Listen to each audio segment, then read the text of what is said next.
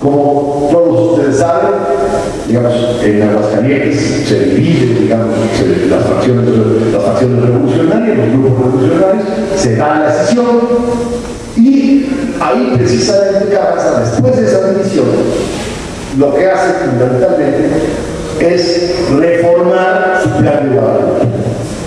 Las famosas adiciones al plan de Guadalupe del 12 de diciembre de 1914, en donde ya hace explícito la necesidad de reformar la Constitución para dar respuesta a las nuevas situaciones del país, a las nuevas condiciones sociales, pero también para reorganizar los poderes, digamos, la organización de los poderes tal como estaba en la Constitución de 57.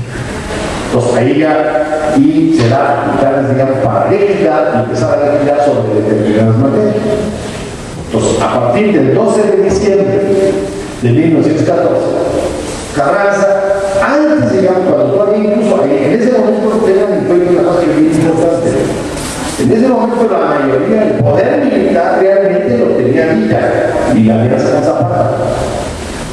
Carranza, digamos, tuvo que ir a rinconarse en Veracruz porque en realidad la mayoría del territorio estaba controlada por Villa. Y todavía, digamos, en esas condiciones de inferioridad militar, lo que hace Carranza es empezar a legislar, empezar a hacer las reformas sociales que demandaba la revolución.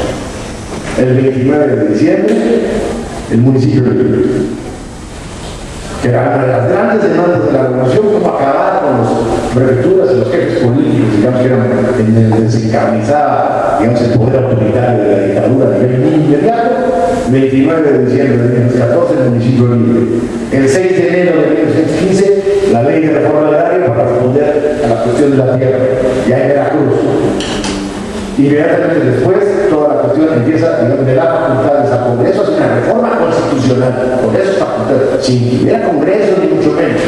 Hace una reforma constitucional para que en todos los lugares en donde gobernaba el ejército constitucionalista se pudiera, digamos, legislar sobre el trabajo. Y es ahí donde van a venir decretos sobre el salario mínimo, van a venir decretos sobre seguridad social, sobre el despido, etcétera, etcétera, en diferentes lugares del país en donde empezaron a gobernar los constitucionalistas y evidentemente en la medida que iban triunfando militarmente, iban consolidando territorialmente gobiernos y haciendo reformas con base a esta legislación que había venido impulsando Carranza desde Veracruz. Es decir, podemos decir que, y ahí los mismos diarios de la convención, de las discusiones de la convención de Aguascalientes, no lo comprueban, que Carranza vence primero políticamente a los convencionistas y después militarmente. O sea, es realmente quien articula primero en forma legislativa y en los gobiernos locales va operando las reformas que demandaba la revolución, mientras la convención de Aguascalientes, muy dividida entre villistas y zapatistas, no fue capaz durante enero, febrero y marzo, abril y mayo de 1915 de formular un programa. Y estas reformas van a ir a instalarse en los gobiernos territoriales que iban conquistando los gobiernos preconstitucionales de cada uno de los estados. En estas condiciones, digamos, ya prácticamente no está totalmente pacificado el país, pero ya predomina, después del segundo semestre de 1915, ya predomina el ejército constitucionalista, ya tiene gobiernos, pero gobiernos constitucionalistas en más de 2/3 partes del país que están instrumentando reformas, y entonces ahí Carranza se detiene, deja la ofensiva esta legislativa, y lo que le preocupa, si nosotros vemos un manifiesto muy importante que hay del 11 de junio de 1915, es el reconocimiento de los Estados Unidos. Dice, bueno, ya ganó militarmente. Los Estados Unidos tratan todavía de que haya conciliación entre las diferentes facciones revolucionarias. Carranza no es por ella la conciliación. Carranza quiere que triunfe, digamos, el ejército constitucionalista no quiere transar con las otras facciones. Entonces ahí retiene un poco la productividad legislativa que venía impulsando y se para un poco la cosa. Nos vamos A enero del 16, Carranza se traslada a Querétaro, en enero de 1916, anuncia que ya la cosa está más tranquila, el panorama, digamos, ya está bastante, Villa está muy disminuido, Zapata sigue dando lata, sigue controlando Morelos, pero todo lo demás parte del territorio nacional, salvo algunos manchores, lo controla fundamentalmente Carranza, y anuncia en enero, más o menos cuál es su plan, en marzo, en febrero de 1916, hay una revista muy famosa que en aquel entonces se llamaba Revista de Revistas, y sacan una gran portada a Luis Manuel Rojas, ahorita voy a explicar quién es, y a José Natividad Macías, señalándolos como que van a ser los autores del proyecto, de un proyecto de constitución.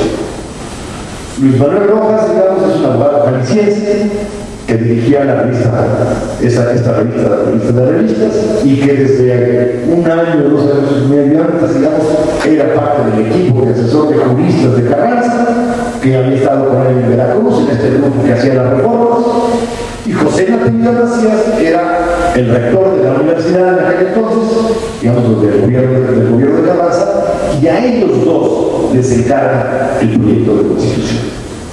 Entonces estamos ya diciendo, ya va a empezar a trabajar una comisión, todavía no sabemos ni cómo se va a convocar al constituyente, ni cuándo se va a convocar al constituyente, pero sale este anuncio.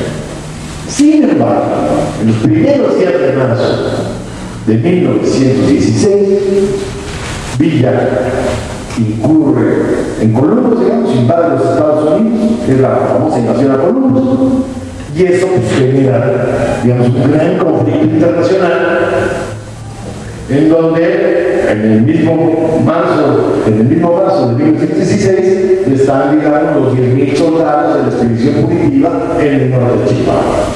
Las condiciones del país, en ese momento, digamos, que ya empezaba a tranquilizarse de alguna manera, las condiciones del país que empezaron a tranquilizarse, cambian la condición internacional y cambian las condiciones políticas de manera muy importante. Porque Villa, con la invasión a Columbus, pero sobre todo después con la invasión de los norteamericanos, del ejército norteamericano al territorio nacional, empieza a recuperarse popularmente. Los norteamericanos no lo pueden pescar, digamos, el ejército mexicano tampoco lo puede contener y empieza a tener golpes militares significativos. El día en que Carranza convoca al constituyente, el 14 de septiembre de 1916, Villa toma la ciudad de Chihuahua. Estaba derrotado totalmente hace un año. Estas condiciones le permiten, digamos, rearmar un grupo tan significativo, digamos, ya no la gran división del norte, pero rearmar un grupo armado tan significativo de varios miles de hombres que le permiten, por ejemplo, en septiembre 16 tomar la ciudad de Chihuahua. Y ahí se va a seguir, digamos, hasta todo el desarrollo del constituyente.